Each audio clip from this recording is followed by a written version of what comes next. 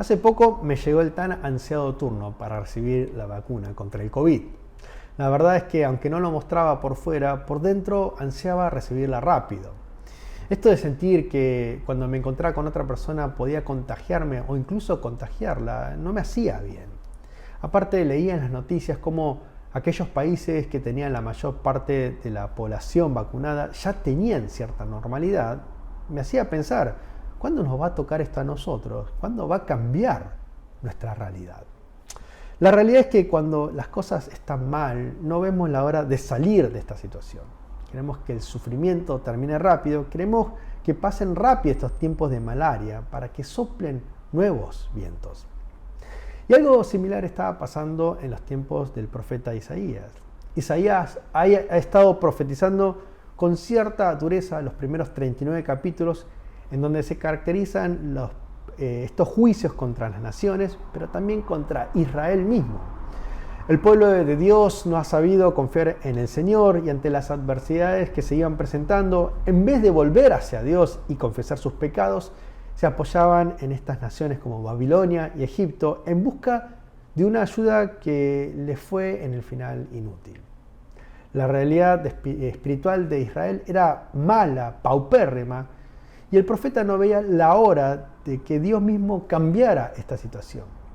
Pero Isaías nunca llegó a ver buenos días. Salvo contadas ocasiones, Judá había sido infiel tanto como lo fue su hermana Samaria, ya en el exilio.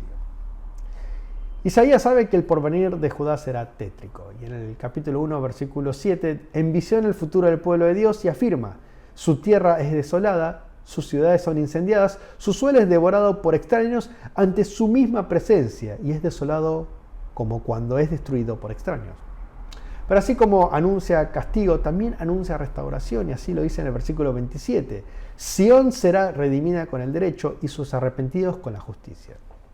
Será luego del castigo el momento en que Dios traiga restauración, sanidad y limpieza de pecados. Precisamente esto es lo que afirma en los primeros versículos del capítulo 40. Consuelen a mi pueblo, dice su Dios. Hablen al corazón de Jerusalén y proclámenle que su condena ha terminado y su iniquidad ha sido perdonada, que de la mano del Señor ya ha recibido el doble por todos sus pecados.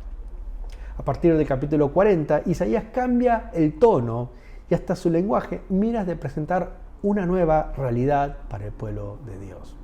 Según el versículo 5 y en los versículos 9 al 12, la gloria del Señor se manifestará con poder, como un pastor que viene a reunir en su seno a estas ovejas dispersas. Si nosotros leemos la narrativa post-exílica, notaremos que aunque el pueblo haya vuelto de Babilonia, a su tierra natal, Israel no ha cambiado su realidad espiritual. Malaquías por caso nos muestra cómo el pueblo sigue en sus pecados, cómo no entregan su diezmo, el divorcio está presente, la corrupción sigue a flor de piel.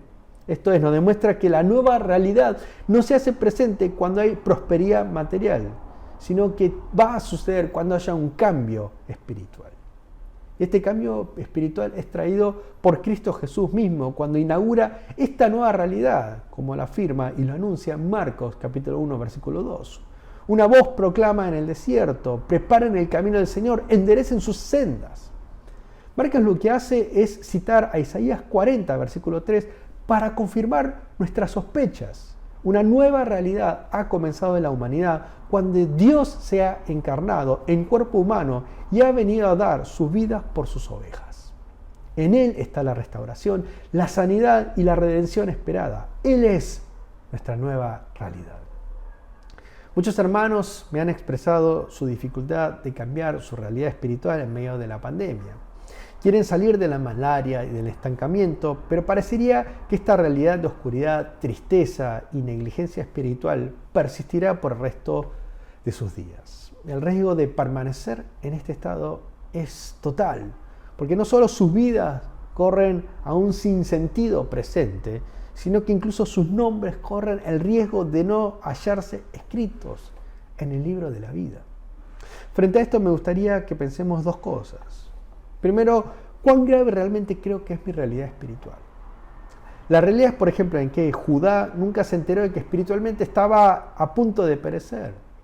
Isaías anuncia un futuro venidero en el cual el pueblo pensó que nunca les iba a pasar el castigo, porque nunca entendieron cuán mal estaban.